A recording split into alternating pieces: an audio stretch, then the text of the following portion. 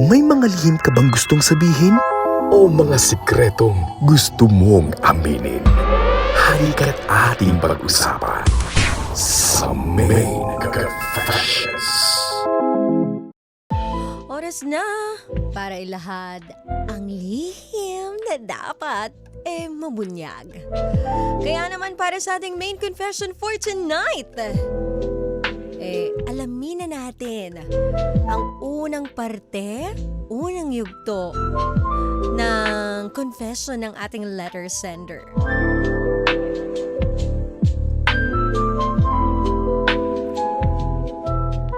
Dear DJ Main, itago mo na lang ako sa pangalang Julie.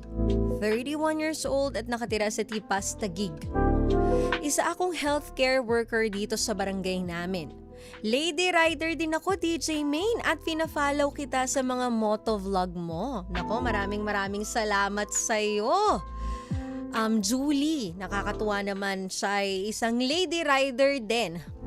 Kinilig ako ng bongga sa ginawa mong content kasama si Carlos Salonga. Ano nga yan? Ay! Alam mo, pag naalala ko yung pangalan Carlos Salonga talaga, alam mo, kinikilig ako Parang ganito. O, diba? Nako, ewan ko ba sa'yo, Julie, bakit mo pa pinaalala? Crush ko din kasi yun. Ang pogi niya, grabe. Akalain mo yun, may karibal pa pala ako dito kay Julie. Grabe naman. Pogi naman talaga kasi si Carlos Salonga, diba? Siya yung ibig sabihin ng tall, dark, and handsome. Ay, nakakakilig naman talaga. Oo. Ewan ko ba? Sige, dito na tayo mag-focus tayo sa'yo, Julie. Narito ang aking kwento, DJ Main. Tungkol ito sa lalaking nakilala ko. Sa isang rides.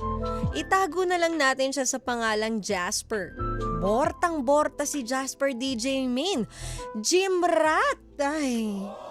Pag gym rat, ibig sabihin, habitual na yung ginagawa niyang pag-gym. Parang yan na yung parte ng kanyang buhay, 'di ba? Sobrang tigas. Ano yung matigas? Yung kanyang muscles. Nagkakilala kami ni Jasper sa isang breakfast ride ng mga retro scooter. Nagkataon kasi na pareho ang kulay ng scoot namin. Nagsimula sa kwentuhan hanggang sa nagpalitan ng mga IG account. Tapos ayun, biglang nag-declare ng likaw. Ay, niligawan naman pala. Hindi naman pala tinikman lang. Oo, yung iba kasi sa rides Naku, diba yung mga ibang lalaki? Hindi ko naman nilalahat, no? Hindi ko generalize, pero may mga lalaking after ng ride, alam mo na yun, popormahan ka para tikman. Oo. May kilala kong ganyan pangalan niya Ian. Tapos ayun nga, nag-declare ng ligaw. Sinagot ko naman siya agad. Bakit mo naman sinagot agad-agad? Feeling ko kasi magkakasundo naman kami dahil pareho kaming mahilig sa retro scooter. Pero dapat kinilala mo muna, 'di ba? Bago mo sinagot agad. Pero ikaw, desisyon mo 'yun, bakit ako magdidesisyon sa iyo, 'di ba? Tsaka parang ang cute, 'di ba, na magjowa kayo tas pareho kayong mahilig sa rides. Hindi ko alam kasi iba yung alam kong rides ng kaibigan ko Feeling ko din safe and secure ako kay Jasper. Dahil sa laki ng muscles niya, iniisip ko na kaya niya akong ipagtanggol. O hindi lahat na malalaki ang muscle kayang ipagtanggol ang isang babae Huwag kang huwag kang magpapaloko sa nakikita mo lang, 'di ba? Eto na, hindi na ako virgin, DJ Main. Nagka-experience na ako sa previous boyfriend ko. Actually, hinihintay ko na lang mag-first move si Jasper. Gusto ko na din kasi matikman ang masarap niyang katawan. Kayo talaga? Bakit pa ganyan? Para nyo namang ginagawang sinasamba nyo yung mga masasarap yung katawan. Mas masarap pa rin yung fluffy, di ba? Yun yung bagong ngayon. Nakakakilig sa mga lalaki, yung mga dad bod kung tawagin, di ba? Pero syempre, yun yung perspective niya sa lalaki. Bakit natin ipagdadamot kay Julie? Minsan, nagkayayaan ng aming group na mag-ride papuntang Tanay. Overnight ang setup at sa tent matutulog. Umandar ang kapilyahan ko at nagplano ako na dito may mangyayari sa amin ni Jasper. Ala, Si ate pa ang nagplano talaga, hindi mapakali, oo. Pagdating sa venue ay nag-inuman muna kami at doon sa tent ay nilandi ko si Jasper. Para akong pusa na gustong magpahimas sa kanya. Hinalikan ko siya ng marahas. Pinagapang ko ang aking mga kamay sa borta niyang katawan. Hanggang sa hubaring ko ang kanyang pantalon at tumambad sa akin ang isang sundalong matikas. Ano kayang nangyari, no? Pumalag din kaya itong si Jasper? Sumaludo kaya yung kanyang sundalong matikas? Sa tingin mo, ano? Well, mamaya natin malalaman ng buo yan. Pero feeling ko mainit-init itong confession natin for tonight. Simula pa lang yan, ha? May pangalawang part pa yan. Kaya antabayanan natin ang story o ang confession ni Julie kung siya ba ay sumakses na makaharap itong sundalong matikas na ito. Mamaya na yan. Kaya dyan ka lang, kumapit ka lang dito. Huwag kang lilipat, okay? Dito ka lang sa 92.3 FM Radio Manila, your favorite music radio, Ka-Vibes. Ayan nga, napakinggan na natin kanina ang unang yugto o unang parte ng ating main confession. Siya ay si Julie at siya ay nagkaroon ng jowa dahil dito sa pagra-raid niya, which is si Jasper. Sabi niya nga kanina, ayun na, siya na ang nag-first move. Sila ay parang nag-camping somewhere, oo. At may tent at syempre, inom-inom muna at doon na nga siya na ang nag-first move, nag-insist. Ano kaya ang tumambad kay Julie? Balikan natin ang mainit niyang kwento.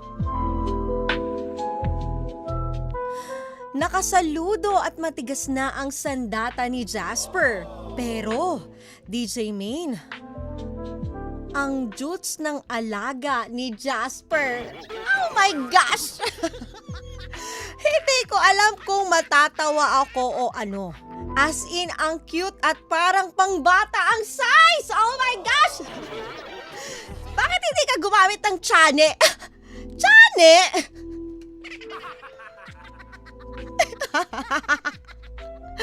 Hindi ako makamove on do sa cute ang size. Ano to? Chorizo size? Pero tayong-tayo. Akalain mo, may ganun pala, no? Jutes pero tayong-tayo. Kung ano ang laki ng katawan niya, ayun naman ang liit ng kanyang sandata. Sinubukan kong itago kay Jasper ang reaksyon ko. Pumatong sa akin si Jasper at nagpaalam kung pwede niyang ipasok sa yungib ko. Oh my gosh! Pinapasok mo pa! Pumasok naman, DJ Main. Ayun naman pala, pumasok naman pala kahit jutes. Anong pinoproblema mo, Julie? Pero halos wala akong naramdaman. Oh my gosh. Ay, nagkunwaring na lang akong umuungol para wag siyang mapahiya. After 2 minutes ay nakaraos na din siya. Ako naman ay bitin na bitin at nagtataka. Bakit ganun? Aba, hindi ko alam, Julie. Bakit ang liit? Hindi ko din alam, Julie, bakit maliit? Yun yung binigay sa kanya, wala na tayong magagawa. Inborn na yun na yun. Bakit ang bilis? Baka kasi talagang init na init siya sa'yo, kaya ganun kabilis. Paano naman ako? Kinabukasan ay umuwi na kami. Tahimik akong nagmaneho ng aking scooter na may malaking palaisipan. Gusto ko na si Jasper, pero parang hindi kami compatible sa kama. Lumipas sa mga araw at sinubukan ko siyang kausapin tungkol dito. Medyo nagalit nga siya dahil hindi daw niya inaasahan na itatanong ko ito. Importante din kasi sa akin ang compatibility sa kama, DJ Main. Mahal ko si Jasper at pasado siya sa akin na maging asawa. Ang problema ay parang hindi ko tanggap na hindi ako makakaraos sa aking mapapangasawa. Ano po ba ang dapat kong gawin, DJ Main? Itutuloy ko pa ba ang relasyon namin ni Jasper? Tama ba na maging basihan ko ang pagiging incompatible namin sa kama? Payuhan mo naman ako, please. Importante ba yung performance o yung size? From Julie of Tipas, Taguig. Hindi ko din alam, oo. Nahirapan ako sagutin, nahirapan mag-function ng aking ulo. Talaga naman, ang cute ng size!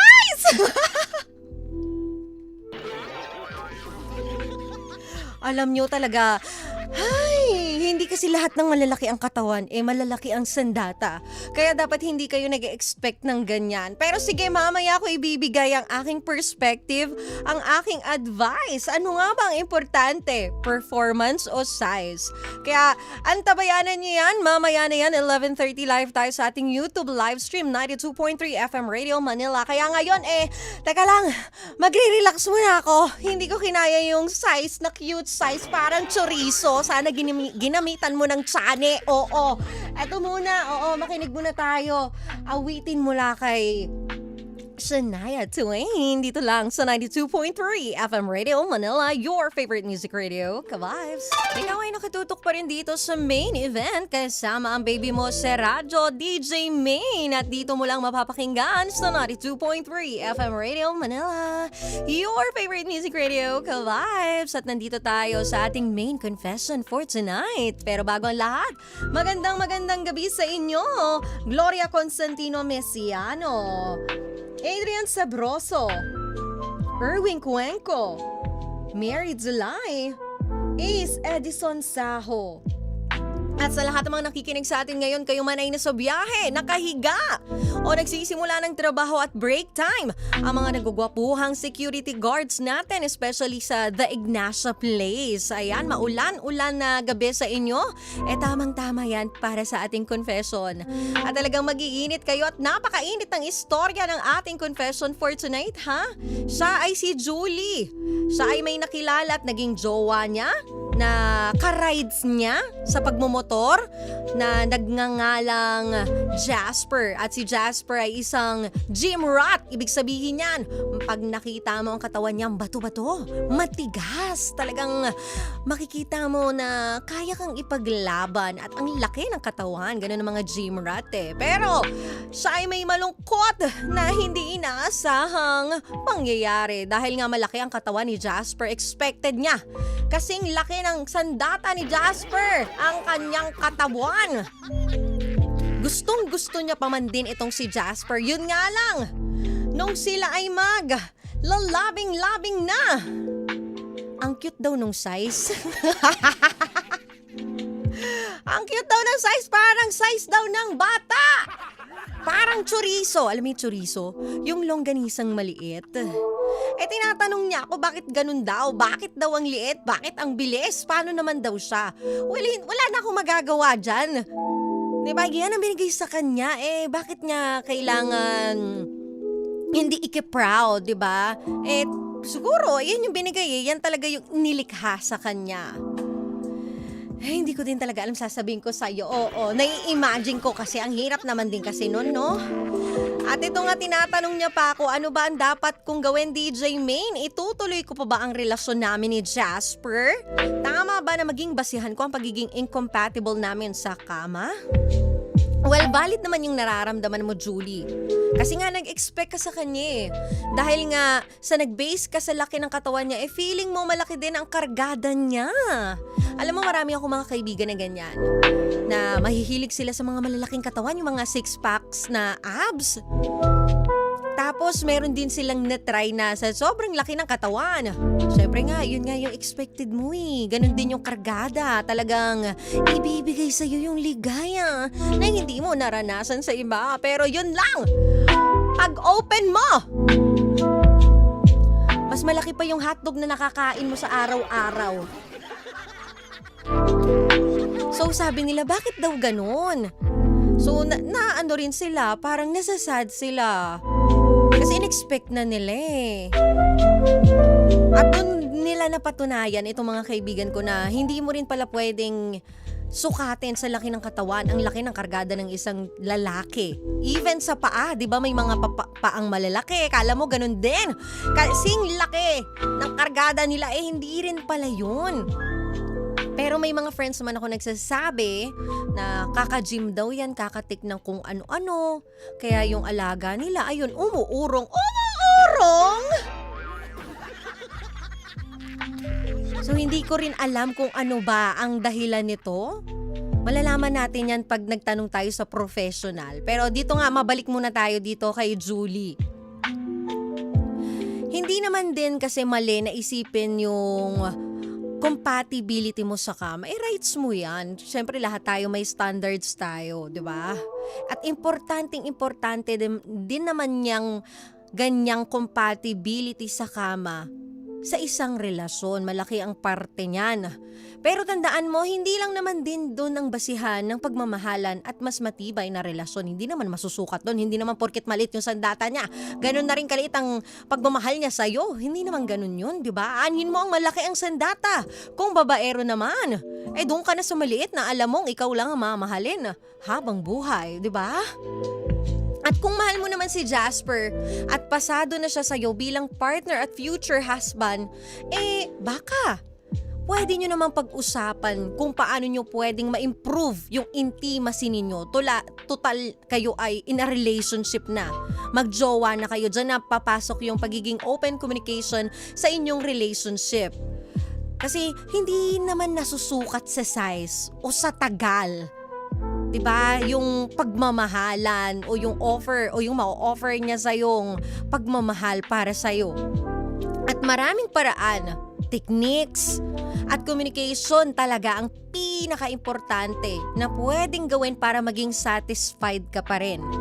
At dito pumapasok yung pagiging open at honest na girlfriend o honest na magjowa. Walang hiyaan, walang judgment. Diba, mas maganda na yung sa'yo nang galing kaysa marinig niya pa sa iba, diba? Mas masakit yun pag narinig niya yung naikwento mo sa kaibigan niya. Diba, nakaka-offend naman yun na parang pinagtatawanan niyo siya. At kung mahal mong isang tao, magiging totoo ka sa kanya, diba? At importante ba ang size? Honestly, hindi. Oo, may mga tao na mas conscious sa size, pero sa totoo lang at sa totoong buhay, hindi naman yun yung ultimate factor eh. Maraming babae ang nagsasabi na hindi size ang nagpapaligaya sa kanila, kundi paano gamitin at kung paano maramdaman yung connection habang kayo ay magkasama. So dito napapasok yung performance. Mas importante pa din yung performance. Aanhin mo yung malaking size. Diba kung sarili lang naman niya iniintindi niya? Diba? Hindi niya iniintindi yung sarili mong pleasure. Pero kung maliit naman yung size nito, pero yung performance naman talaga at effort binibigay sa'yo, hanggang ma-reach mo yung dapat mong ma-reach, dun pa lang, panalo ka na, diba? Kaya importante ang performance. Ibig sabihin, paano kanya pinapasaya? Paano siya nag-e-effort at para i-explore ka? Paano niya ina-adjust yung sarili niya para makuha kung ano yung makakapagbigay sa'yo ng satisfaction.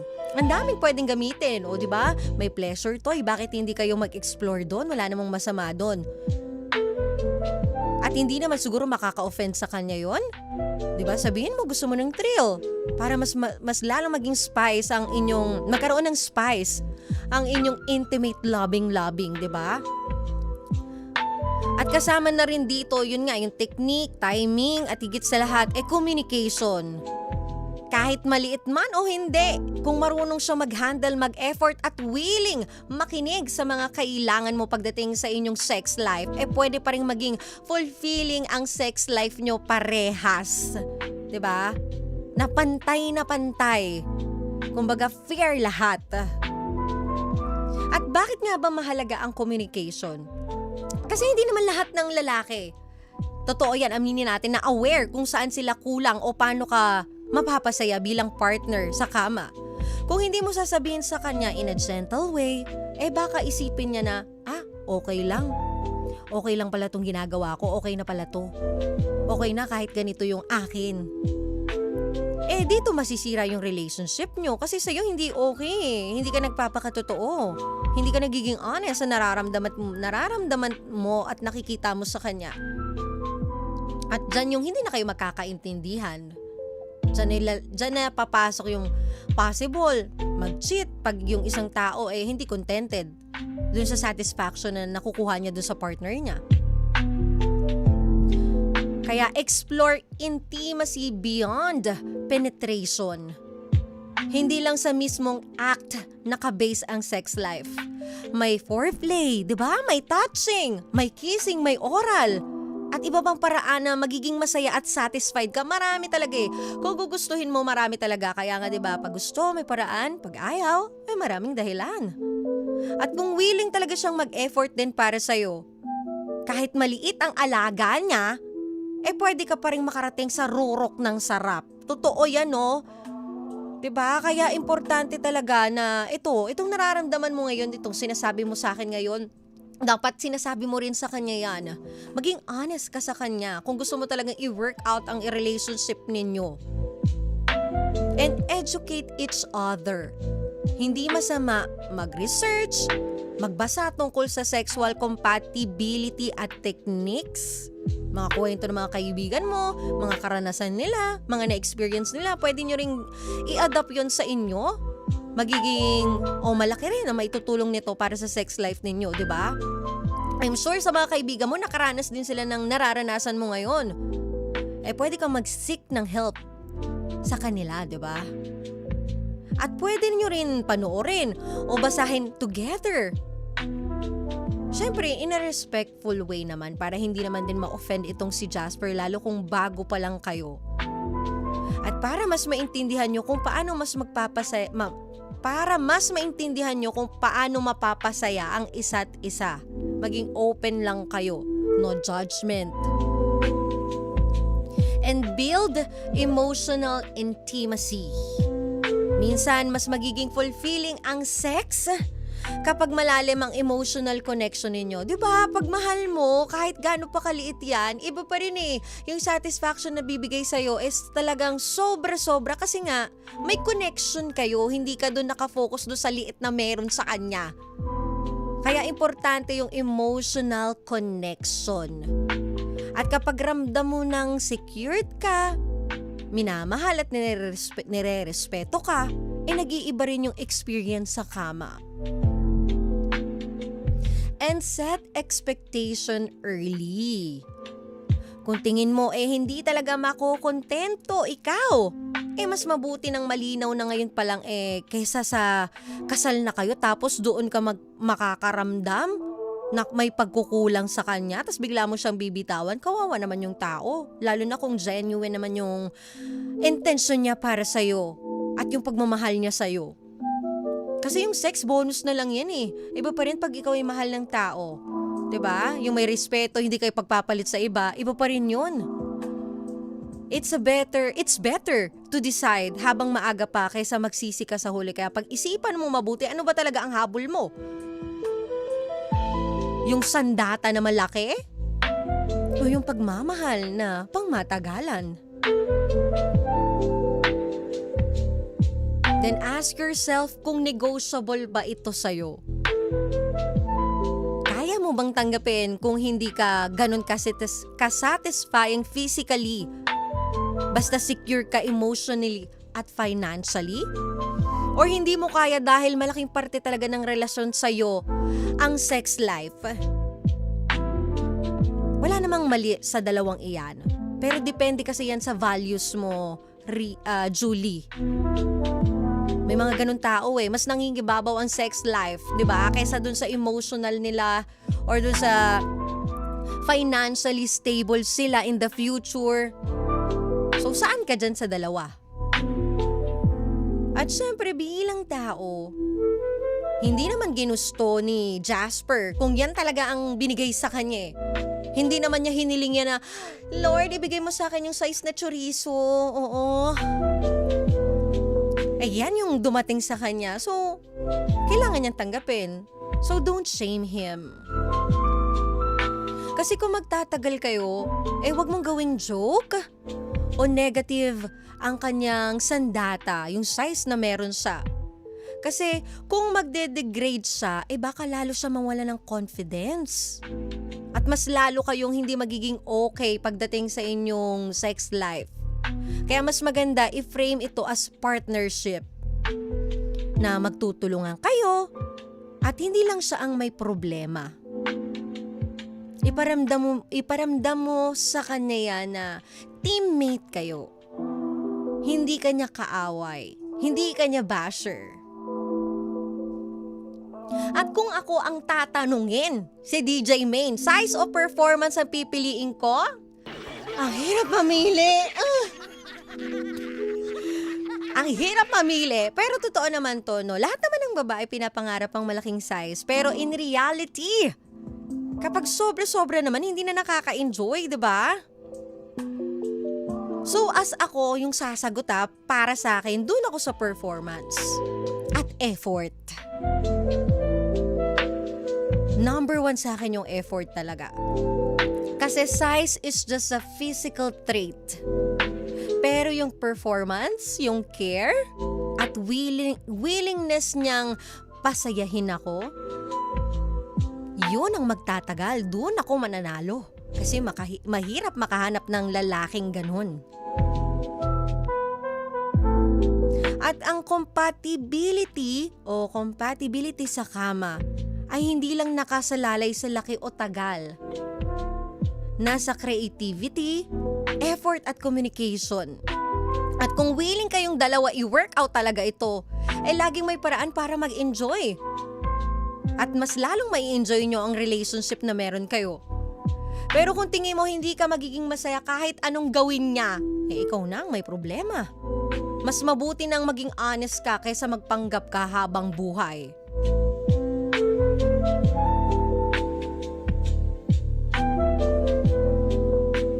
Great sex is not about performance, but about communication and connection.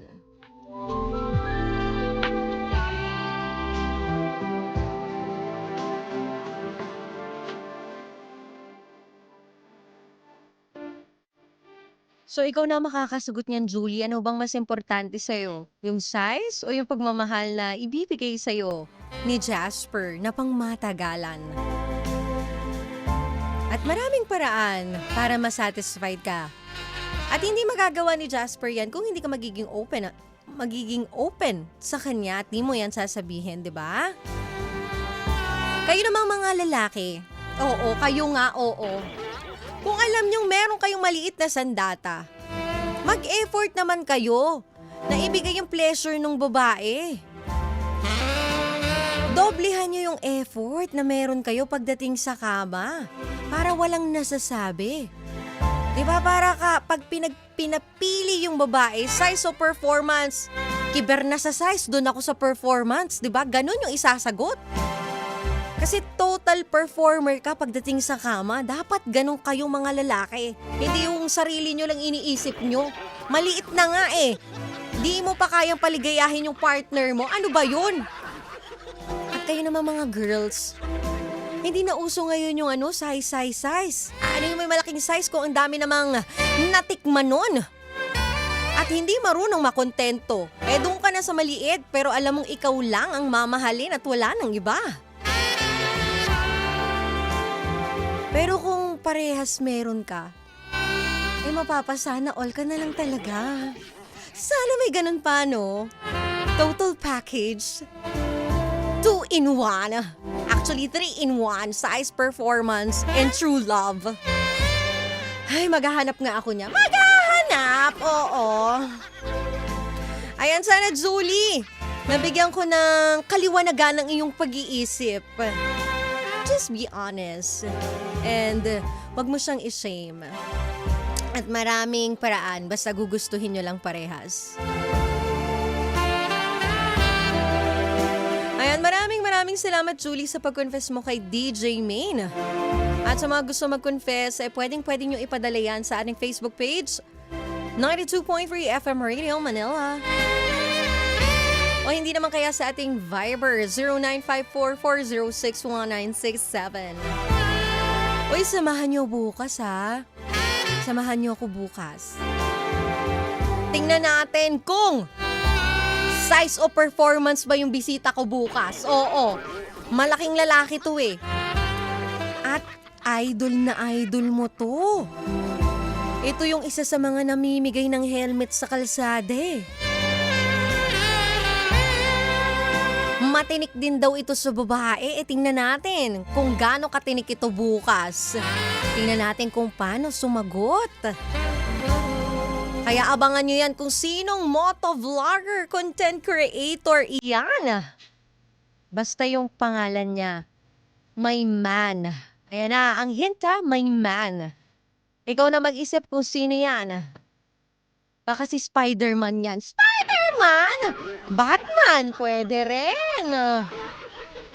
Bukas nyo malalaman yan. Kaya samahan nyo ako bukas. Kilalanin itong ating bisita. Dahil Friday bukas, mas lalo nating papasayahin, papainitin at kulitin ang inyong Friday night. Pero bago ang lahat, maraming salamat. Uy, Dental Clinic, Horticulture by Caldana, Vanity Lounge Aesthetic, Imprint Customs, Spink Philippines, Zebra Helmets Philippines, R1 Moto Performance. At pwede nyo ako i-follow sa aking mga social media accounts, Facebook page, YouTube, Instagram at TikTok. Pare-parehas na Minyo Henyo. At dito sa ating social media platforms, pare-parehas na 92.3 FM Radio Manila. Makapakinggan mo ako Lunes hanggang Biyernes. Pagsapit ng 9:30 PM hanggang 12 midnight. Ako ang yung Midnight Madness. Bukas, start tayo ng live ng 10:15 sa ating bisita. Kaya abangan niyo yan. At sa mga nasa biyahe ngayon, pauwi, kung nasan man kayo, security guard, vendors, konduktor, mga kapulisan, mga barangay tanod, mga tindera, kayo po ay mag-iingat at maulan, ha? Huwag magpapadala sa lamig ng panahon, ha? Ay sulit na ang inyong gabi dahil kahit pa paano pinainit ko yan bukas. Mas paiinitin natin yan ng saya. Kasama ang baby mo si Racho, ang nag-iisang DJ main for the main event. Dito mo lang mapapakinggan sa 92.3 FM Radio Manila, your favorite music radio, Ka-Vibes. Basta ang lagi kong mapapromise sa'yo, baby ko, worth it na ang pagpupuyat mo dahil meron nang magsasabi sa'yo ng good night, baby. I love you. Minsan sa relasyon, hindi lang pagmamahal ang hinahanap natin. Kasi oo, mahal mo siya. Mahal ka rin niya. Pero ang tanong, sapat na ba iyong pagmamahal na yon kung may kulang? Tulad nga ng kantang, What About Love? Don't you want someone to care about you?